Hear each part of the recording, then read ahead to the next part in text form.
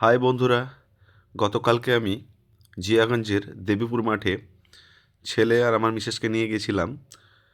Folk ফকিরি festival চলছিল, তো তারই কিছু ভিডিও ক্লিপ আমি তোমাদের সামনে তুলে ধরলাম।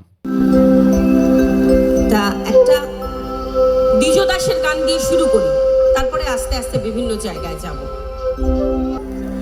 কেউ বলে আছেন তিনি, কেউ বলে নাই,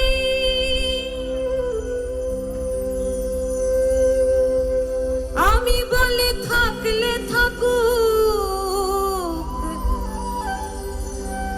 না থাকিলে না।